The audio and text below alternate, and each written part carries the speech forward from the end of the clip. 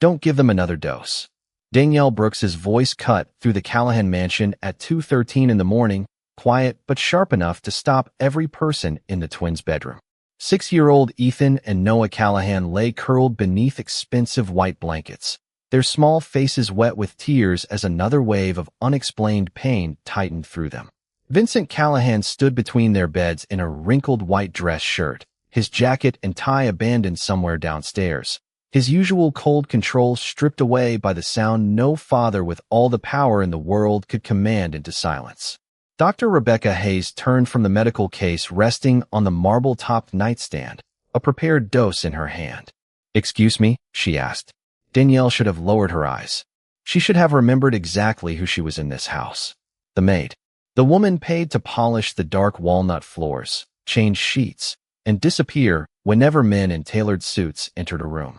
Instead, Danielle stared at the floor beside Noah's bed. A worn brown teddy bear had fallen there minutes earlier, one button eye reflecting the amber glow of the bedside lamp. And something impossible had happened. Noah's crying had eased. His breathing had slowed. Then Dr. Hayes had casually picked up the bear and placed it against his pillow. Within moments, the boy had begun crying again. Danielle's pulse hammered.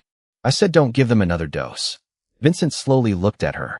At 38, he was a man accustomed to people obeying before he finished speaking, but tonight his blue eyes held something more powerful than anger.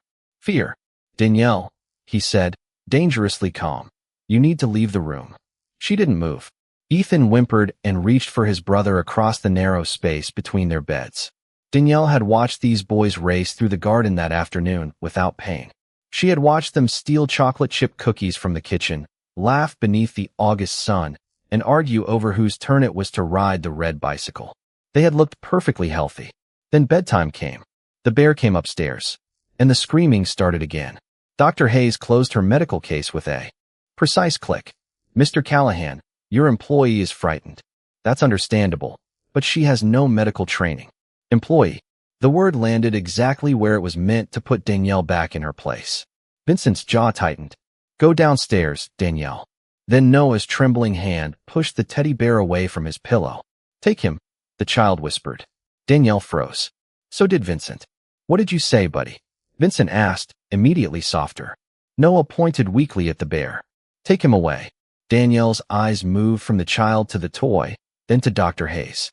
For one brief second, the doctor's expression changed. It wasn't confusion. It wasn't concern. It was fear. Danielle stepped toward the bed.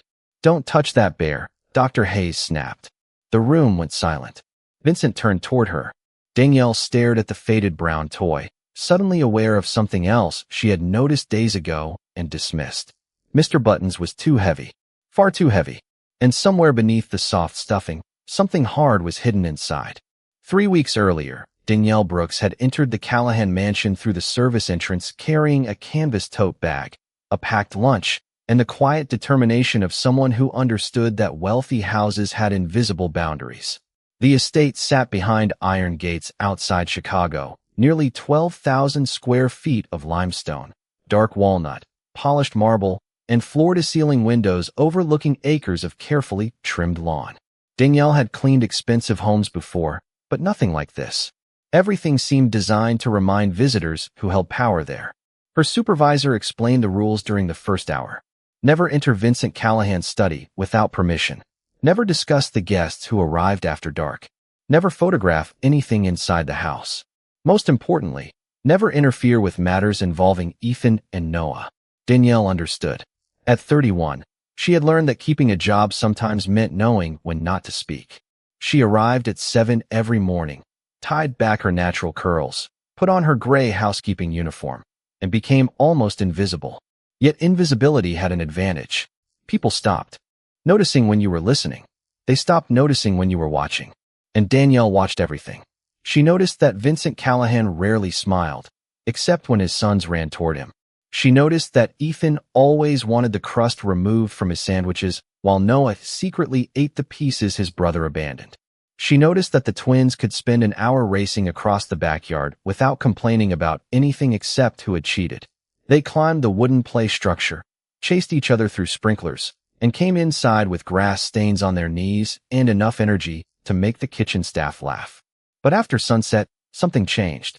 The boys would go upstairs, Dr. Rebecca Hayes would visit, and within hours Danielle would hear footsteps rushing through the second-floor hallway. Some mornings, she found breakfast trays untouched outside their bedroom. Other mornings Vincent stood at the kitchen window with a cup of coffee growing cold between his hands, looking like a man who had not slept. Everyone called it the twins' condition. Nobody could explain what the condition actually was. Danielle asked the housekeeper once. The woman's expression immediately closed. Doctors are handling it. Danielle never asked again. Still, patterns had always bothered her. Healthy in the garden. Healthy in the kitchen. Healthy during afternoon drives with their father. Sick after bedtime. One Thursday evening, Danielle was changing linens while Ethan and Noah built a fortress from pillows on the carpet. Between them sat a faded brown teddy bear with mismatched button eyes and one crooked ear. "That is Mr. Buttons," Ethan announced. "He belonged to Mom." Danielle smiled gently. She knew their mother had died 2 years earlier, but nobody discussed her. "Then I suppose Mr. Buttons is pretty important." Noah did not smile. He stared at the bear for several seconds before quietly moving farther away from it. Before Danielle could ask why, Dr. Hayes appeared in the doorway. Her eyes went first to the children, then immediately to the teddy bear. "Mr. Buttons stays between the beds," she said. Danielle picked it up to move it. The weight surprised her. Her fingers pressed against its soft stomach and stopped. Beneath the stuffing was something firm, smooth, and unmistakably solid. "Danielle." Dr. Hayes's voice had changed. Danielle looked up. The doctor was no longer smiling. "Put the bear down." Danielle lowered the teddy bear onto the quilt, but the strange weight stayed in her mind long after her hands left it. Dr. Hayes crossed the room and adjusted the toy until it sat precisely between Ethan and Noah's beds, facing forward like a silent guard. "Their mother gave it to them," she said, her voice smooth again. "Familiar objects are important when children are dealing with recurring health problems." Danielle nodded, gathered the used linens, and left without another question. Yet over the next several days, she began noticing how carefully everyone treated Mr. Buttons. The twins could leave expensive toys scattered across the mansion without anyone caring. Ethan once forgot a remote-controlled truck beside the swimming pool for 2 days. Noah abandoned a baseball glove beneath the kitchen table until one of the cooks found it. Mr. Buttons was different. If the bear disappeared from the bedroom, Dr. Hayes noticed almost immediately. On Saturday afternoon, Ethan carried it downstairs while searching for a snack. Less than 10 minutes later, the doctor appeared in the kitchen and returned it upstairs herself. On Monday, Danielle found it sitting on a hallway bench after the boys had gone outside. Before she could move it, Dr. Hayes arrived and asked how long it had been there. Danielle began keeping the observations to herself. She also noticed something else. Whenever the twins spent most of the day away from the mansion, their color improved. Their appetites returned. Their laughter filled the back seat when Vincent took them for a drive along Lake Michigan. But bedtime brought the same pattern. Mr. Buttons returned to its place. The bedroom door closed. Hours later came the crying, the hurried footsteps, and Dr. Hayes carrying her black medical case through the hallway. One rainy evening, Danielle was folding small shirts in the twins' room while Noah sat on the carpet drawing rockets. Mr. Buttons rested near his knee. Noah kept glancing at it. Finally, he pushed the bear several feet away with his foot. "You do not want him near you?" Danielle asked gently. Noah shook his head. "I used to." His voice became quieter. "Before what?" Danielle stopped folding. Noah stared at his drawing. "Before he started making the bad nights." Danielle felt a cold uneasiness settle through her. "What do you mean by that?" Noah looked toward the doorway as though checking whether someone might hear. "My stomach feels funny when he sleeps close." Ethan entered carrying 2 juice boxes and caught the last sentence. "Dr. Hayes says that is not true," he said quickly. "She says Mr. Buttons helps us." Noah frowned. "I do not like him anymore." Danielle looked at the teddy bear. The fabric was worn thin around its stomach, but one seam appeared newer than the rest, stitched with darker thread in small, careful loops. She crouched beside it and pressed lightly against the fabric. There it was again, something solid. This time she could make out its shape, no larger than a deck of cards. Footsteps sounded in the hallway. Danielle immediately stood. Dr. Hayes appeared in the doorway, her expression pleasant, but her eyes settled on Danielle's hand beside the bear. "Is there a problem?" she asked. Danielle held her gaze. No, ma'am. The doctor entered and picked up Mr. Buttons. Good. Then she looked directly at Danielle. Because frightened children sometimes imagine connections that are not there. Danielle said nothing. Dr. Hayes smiled. Adults can do the same thing. That night, Danielle went home thinking about the new stitching, Noah's frightened eyes, and the hard object hidden beneath the stuffing. For the first time, she wondered whether the twins' mysterious illness had ever been an illness at all. The next morning, Danielle found Vincent Callahan alone in the breakfast room, standing beside a wall of windows, while gray Chicago rain blurred the gardens beyond the glass. A cup of black coffee sat untouched near his hand. She had rehearsed what she wanted to say during the entire drive to work, but facing him made every sentence feel smaller. Mr. Callahan, I need to tell you something about the boys. Vincent turned. Are they all right? The speed of the question told Danielle exactly where his weakness lived. They are fine right now. That is part of what worries me. She explained the pattern carefully. The healthy afternoons. The difficult nights.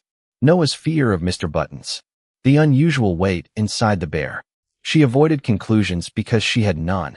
She only had observations. Vincent listened without interrupting until footsteps approached from the hallway. Dr. Hayes entered carrying her black medical case. Danielle watched surprise flicker across the doctor's face before it disappeared behind professional calm.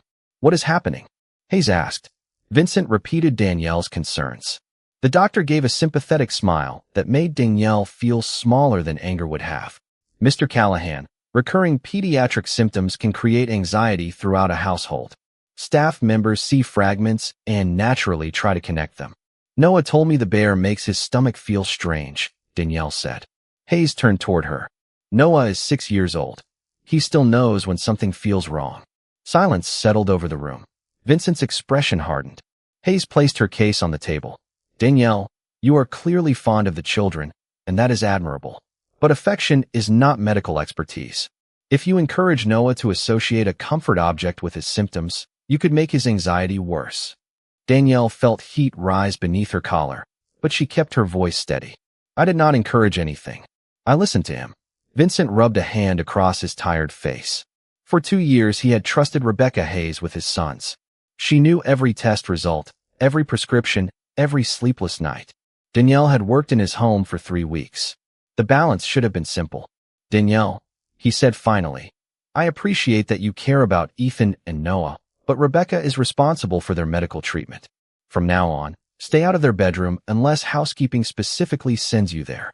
The words were controlled, almost polite, but their meaning was unmistakable. Danielle nodded. Yes, sir. Hayes picked up her case. That is best for everyone. Danielle walked back toward the service hallway with her dignity intact and her stomach heavy. She had done what she was supposed to do. She had reported what she saw.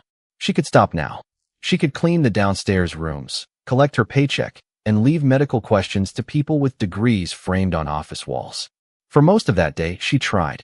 Then darkness settled over the estate. Shortly after 2 in the morning, Danielle was finishing an emergency overnight shift when a scream echoed from upstairs. Another followed. She dropped the folded towels in her hands and ran toward the staircase. By the time she reached the 2nd floor, Ethan and Noah were crying in their beds. Vincent stood between them, and Dr. Hayes was opening her medical case. Mr. Buttons lay beside Noah's pillow. Danielle stopped in the doorway. She had been ordered to stay out. Then Noah pushed the bear away, and for several seconds his breathing eased.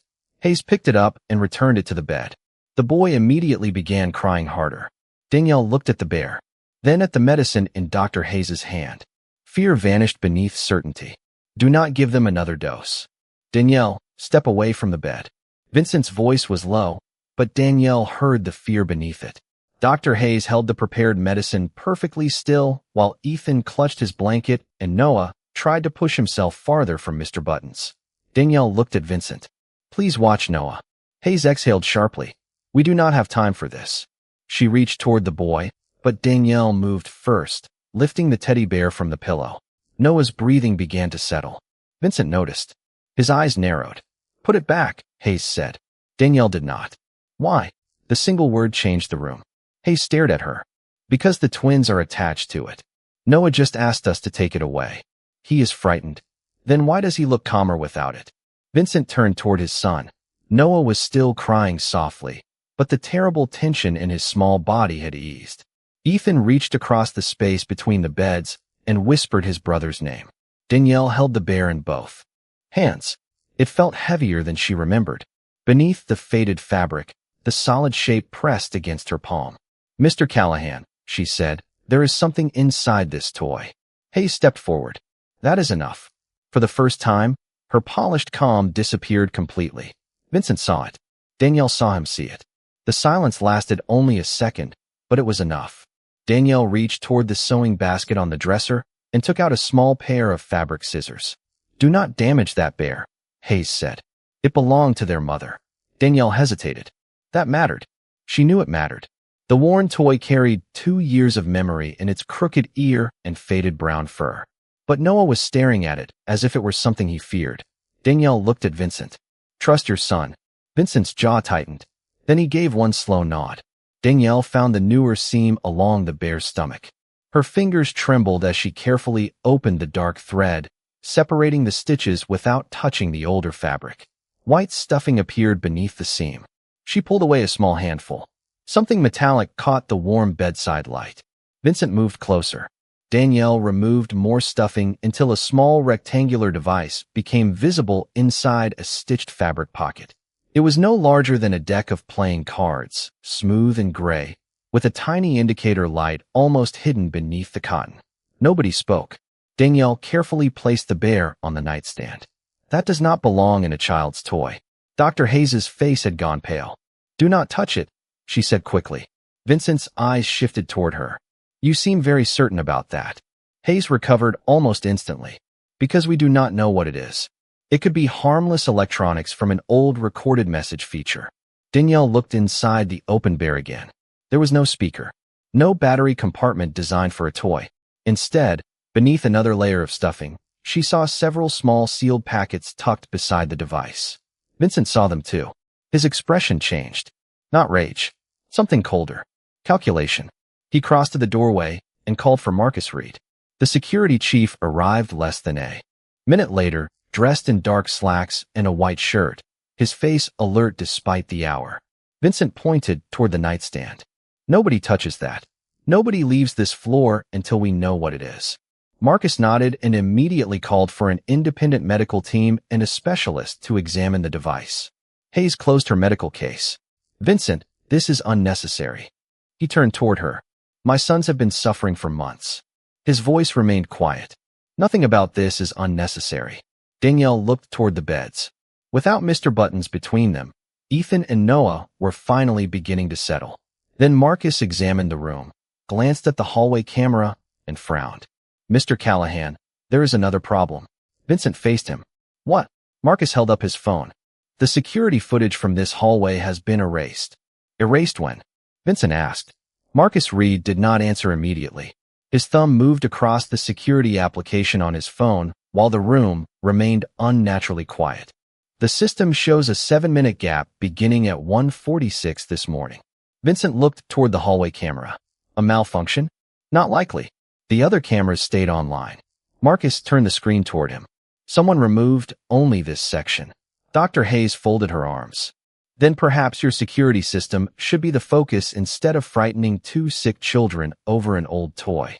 Danielle watched Vincent's face become unreadable. The independent medical team had moved Ethan and Noah into a guest suite on the opposite side of the mansion, far from Mr. Buttons. For the first time that night, both boys were resting. The discovery should have made Danielle feel relieved. Instead, the erased footage made the house feel smaller, as though every locked door now concealed a question. Marcus ordered his team to preserve the remaining recordings.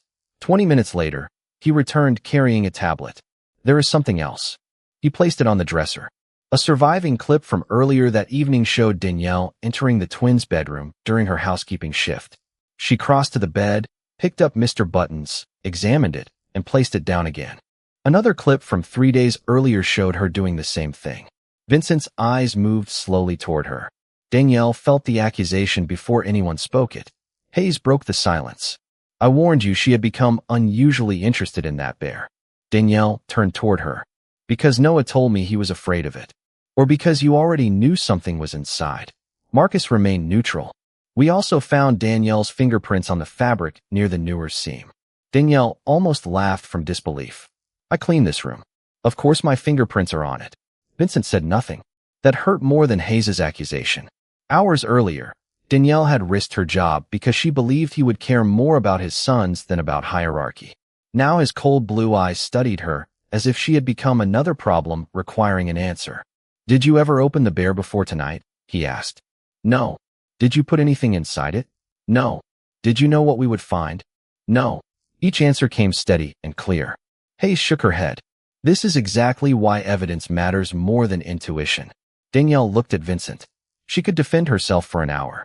She could remind him that she had been the person demanding the bear be removed, while Hayes insisted it remain beside the children.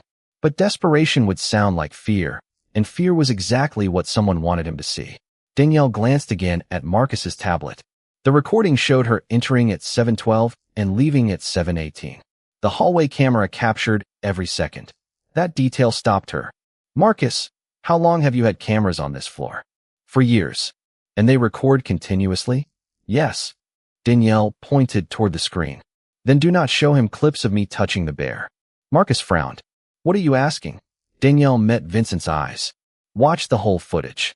Hayes's expression tightened. Danielle continued. Every night the boys got sick. Every time that bear was moved. Every person who entered this hallway.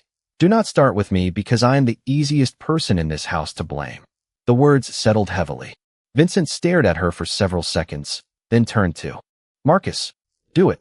By sunrise, Marcus had reviewed nearly 3 weeks of recordings. At 6:28, he walked into Vincent's study carrying a laptop, his face pale with exhaustion. Danielle and Hayes were called in. Marcus placed the computer on the mahogany desk. Danielle was right about the pattern, he said. There are missing sections on 7 different nights. Vincent leaned forward. How long? Marcus looked directly at him. Exactly 7 minutes each time. 7 nights, Vincent said. Marcus nodded. 7 gaps. 7 minutes each. Every one begins shortly before Ethan and Noah developed symptoms. The morning sun spilled through the study windows, turning the mahogany desk almost gold, but there was no warmth in the room. Danielle stood near the bookshelves while Dr. Hayes remained beside the door, perfectly composed. Vincent looked at Marcus. Recover them. I already tried. Whoever deleted the footage knew the system. Marcus opened another file, but they made one mistake. He brought up an exterior camera overlooking the east garden. Rain shimmered across the image from 3 nights earlier. Most of the frame showed hedges and stone pathways, but the upper corner caught a reflection in the twins' bedroom window. A figure appeared in the glass. Blurred, distorted, still unmistakably human. The person entered the room during the missing 7 minutes and approached the beds. Danielle leaned closer. Vincent did not move. Can you enhance it? Not enough for a face. Marcus advanced the recording frame by frame. The figure raised one arm. Something briefly caught the hallway light reflected in the window. A narrow silver bracelet. Danielle heard Hayes inhale. It was almost nothing, but Vincent heard it too. His eyes dropped toward the doctor's wrist. Hayes wore a silver bracelet beneath the cuff of her cream blouse. That proves nothing, she said immediately. Half the women in Chicago own silver jewelry. Marcus clicked another file. True. So I checked the access records.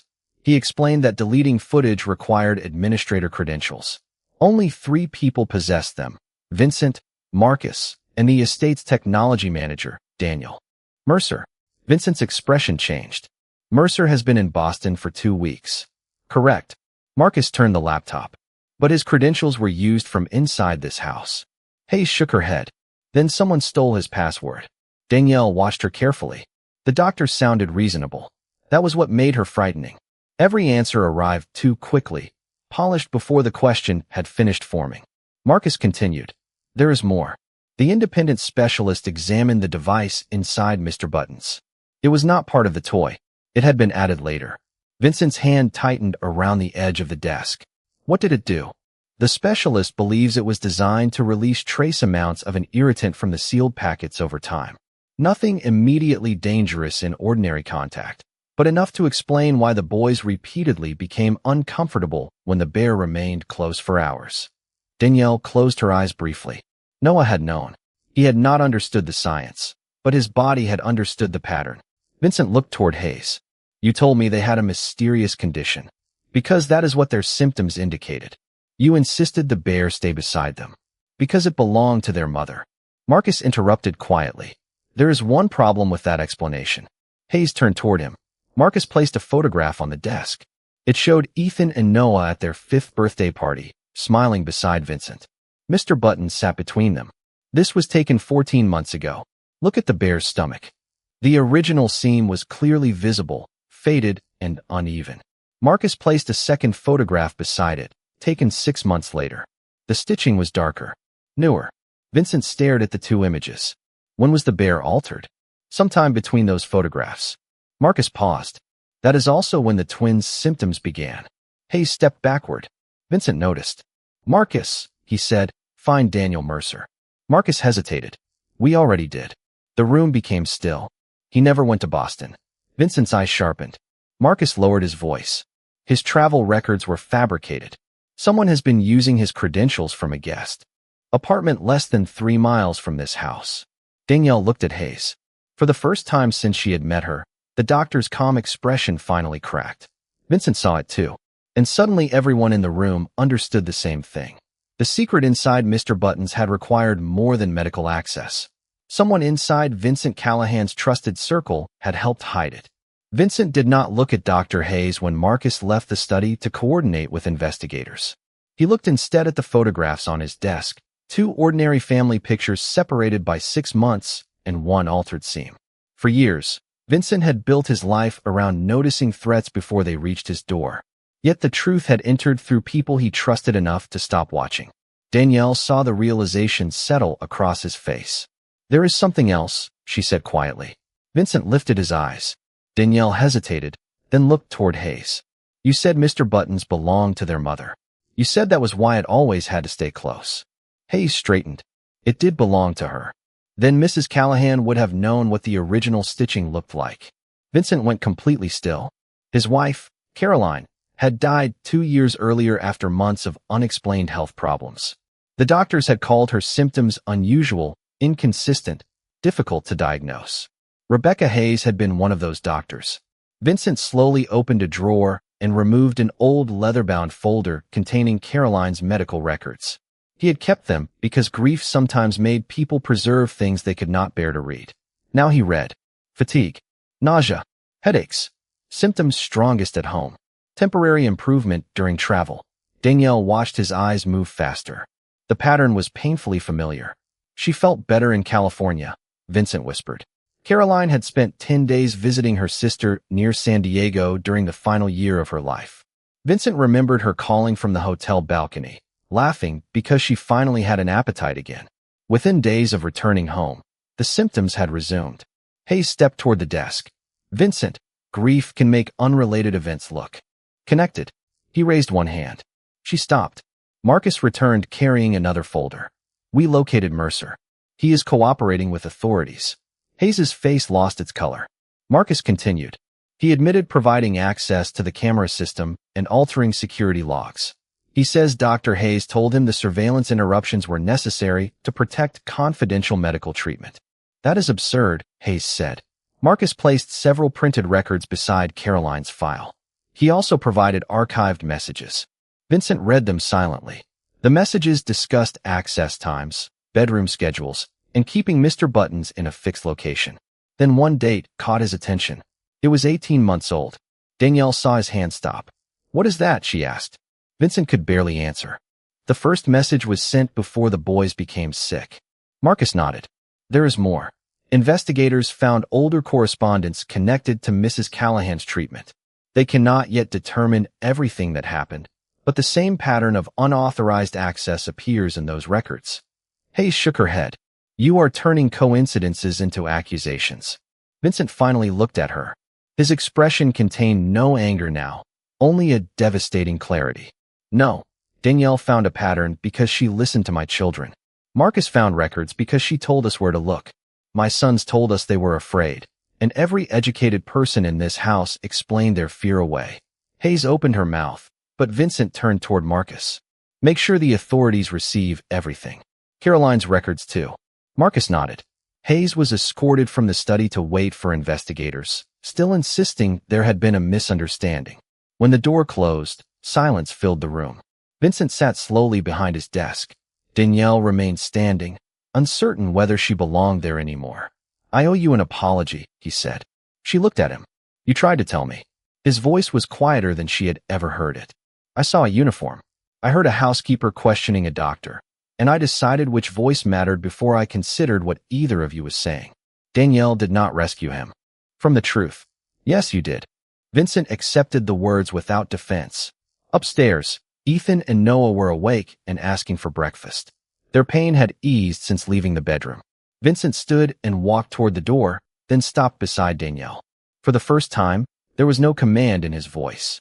"Come with me." Danielle followed him upstairs. Noah saw her first. His tired face brightened. "Miss Danielle." She sat beside him as he reached for her hand. Across the room, Vincent watched his son trust the woman everyone else had nearly dismissed. And he finally understood that Danielle had never possessed secret knowledge. She had simply done what the powerful people around her had forgotten to do. She had paid attention. 3 weeks later, morning sunlight filled the twins' bedroom instead of frightened voices. The heavy curtains were open, the windows faced a bright stretch of green lawn, and Ethan and Noah were sitting cross-legged on the carpet arguing over the name of a brand-new teddy bear. Their doctors had found no lasting complications, and with every passing day the strange nighttime episodes had faded further into memory. The investigation had moved beyond the Callahan estate. Rebecca Hayes and Daniel Mercer were now answering questions through the proper legal process, while independent specialists reviewed Caroline Callahan's old medical records. Vincent had refused to interfere. For a man accustomed to controlling every outcome around him, allowing the truth to follow its lawful course had required a different kind of strength. Danielle noticed other changes too. The old rules around the mansion had quietly disappeared. Staff members were encouraged to report concerns directly. Questions were no longer treated as disrespect. Vincent had even begun eating breakfast with Ethan and Noah instead of taking coffee alone in his study. Danielle was replacing fresh towels in the adjoining bathroom when Noah called her name. "Miss Danielle, we need help." She walked into the bedroom and found both boys holding the new bear between them. It had soft brown fur, 2 perfectly matched eyes, and a blue ribbon around its neck. "We cannot agree," Ethan explained seriously. "He wants Captain." Noah frowned. "Because Captain is a good name. It is a terrible name." Danielle folded her arms, pretending to consider the crisis. "This sounds like a problem requiring professional expertise." A quiet laugh came from the doorway. Vincent stood there without a suit jacket, his sleeves rolled to his forearms.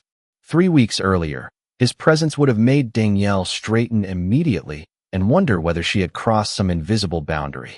Now he simply nodded toward the bear. "They asked you to name him." Danielle looked at the boys. "Both of you agree?" 2 reluctant nods followed. She studied the toy. "How about Miles?" Noah repeated it carefully. Ethan smiled. "Miles is good." The decision was made.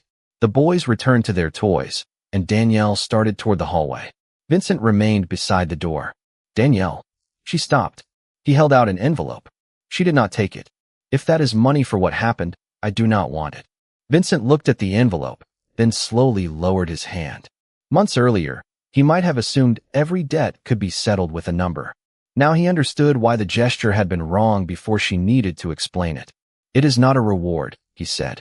"It is an offer for a new position managing household operations, with better pay, full benefits, and authority to raise concerns directly with me." Danielle studied him. "Because I saved your sons? Because you did your job better than people I trusted with far more authority." He paused.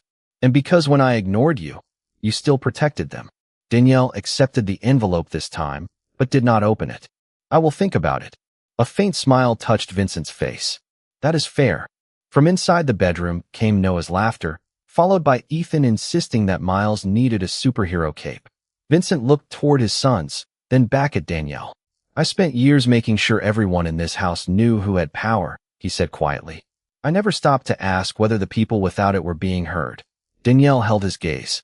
"Then start listening." Vincent nodded. No argument. No wounded pride. Just understanding. Danielle returned to the bedroom as the boys called for her opinion on the cape. Behind her, Vincent remained in the doorway for another moment, watching the woman he had once seen only as part of his staff kneel beside his children as morning light warmed the room. The smallest voice in his house had noticed what experts missed, challenged what authority accepted, and refused to look away when two children needed someone to believe them.